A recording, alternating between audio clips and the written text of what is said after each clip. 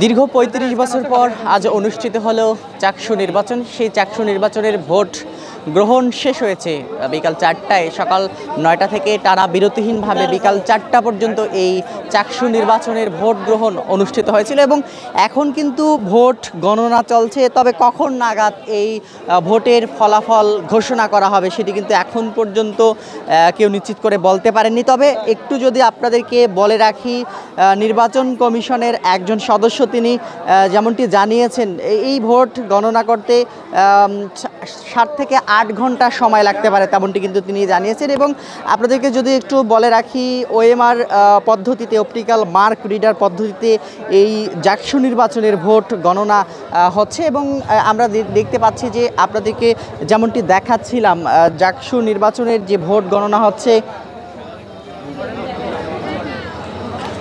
যেমনটি দেখাচ্ছিলাম, এই ভোট গণনায় যে 5টি কেন্দ্রে ভোট অনুষ্ঠিত হয়েছে সে 5টি কেন্দ্রের বাহিরে কিন্তু এলইডি স্ক্রিনে, বড় এলইডি স্ক্রিনে এই ভোট গণনা দেখানো হচ্ছে এবং এই যে ভোট কেন্দ্রগুলো রয়েছে সে ভোট কেন্দ্রের বাহিরে 14টি এলইডি স্ক্রিনের মাধ্যমে ভোট কিন্তু গণনা দেখানো হচ্ছে। এর পাশাপাশি শুধুমাত্র এখন পর্যন্ত একটি ভোট কেন্দ্রের যে ফলাফল, সে একটি ভোট কেন্দ্রের ফলাফল কিন্তু আমরা হাতে পেয়েছি এবং একটি ভোট কেন্দ্রে, সেটি হচ্ছে চারুকলা ইনস্টিটিউটের যে ভোট কেন্দ্র, সেটির কিন্তু ফলাফল আমরা পেয়েছিলাম। এবং আপনাদেরকে যদি একটু বলে রাখি, সেই ভোট কেন্দ্রে ছাত্র দলের যে ভিপি প্রার্থী, তিনি কিন্তু শিবিরের ভিপি প্রার্থী থেকে কয়েক ভোটে এগিয়ে রয়েছেন।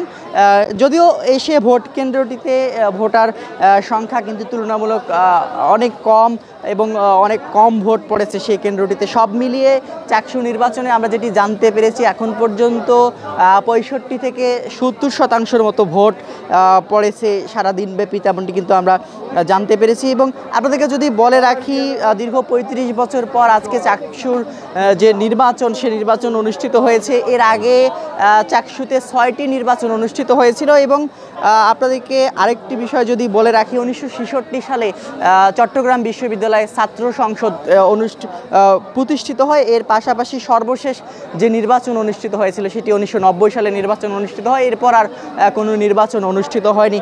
এবারে চাকসু নির্বাচনে মোট ভোটার সংখ্যা ছিল 27,516 জন, যাতে ভিপি, জিএস, এজিএস সহ কেন্দ্রীয় সংসদে মোট পদ রয়েছে 26টি, 15 হল ও হোস্টেল সংসদে পদ রয়েছে 14টি করে, যার বিপরীতে প্রার্থী 908 জন। এর পাশাপাশি কেন্দ্রীয় সংসদে 13টি প্যানেল এবং স্বতন্ত্র মিলে 415 জন প্রার্থী রয়েছেন। 5টি অনুষদের 15 কেন্দ্রে 60টি কক্ষে এবারের ভোট গ্রহণ অনুষ্ঠিত হয়েছে, তেমনটি কিন্তু আমরা দেখেছিলাম। এবং আপনাদেরকে যদি আরেকটি বিষয় যদি বলে রাখি, সারাদিন আমরা চট্টগ্রাম বিশ্ববিদ্যালয়ের বিভিন্ন কেন্দ্রে ছিলাম এবং চট্টগ্রাম বিশ্ববিদ্যালয়ের ক্যাম্পাসে ছিলাম।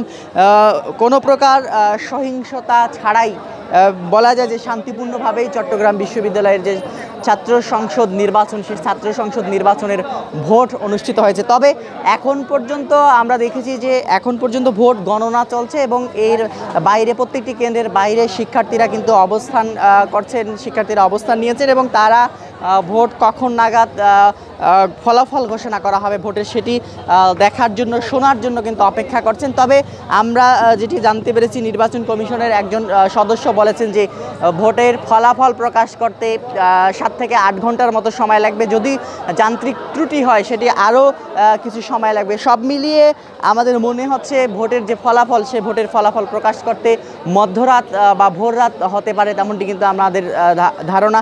এবং আপনাদেরকে যদি আরেকটি বিষয় বলে রাখি, এর আগে যে 2টি বিশ্ববিদ্যালয়ে ভোট হয়েছিল ছাত্র সংসদ, সে 2টি বিশ্ববিদ্যালয়ে ডাকসু এবং জাকসুতে ভোটের ফলাফল প্রকাশ করতে কিন্তু দীর্ঘ সময় লেগেছিল। সেটি হয়তো বা চট্টগ্রাম বিশ্ববিদ্যালয়ে সেই সময়টি কিন্তু কম লাগতে পারে, তেমনটি কিন্তু জানিয়েছেন। এবং গতকাল আমরা কথা বলেছিলাম চট্টগ্রাম বিশ্ববিদ্যালয়ের প্রভিসি প্রশাসনে যিনি রয়েছেন, তিনি গতকাল আমাদেরকে জানিয়েছিল যে এই যে চট্টগ্রাম বিশ্ববিদ্যালয়ে এবারের যে ছাত্র সংসদ নির্বাচন হচ্ছে, সেটির ফলাফল যত দ্রুত সম্ভব তারা প্রকাশ করবেন, তেমনটি কিন্তু জানিয়েছেন। তো এই ছিল এখন পর্যন্ত চট্টগ্রাম বিশ্ববিদ্যালয়ের যে চাকসু নির্বাচনের ভোট গণনা চলছে, সে ভোট গণনার সর্বশেষ পরিস্থিতি। কখন নাগাদ ফলাফল ঘোষণা করা হয় সেটির অপেক্ষায় আমরা রয়েছি এবং ফলাফল ঘোষণা করা হলে আমরা আবারও আপনাদের সঙ্গে যুক্ত হব।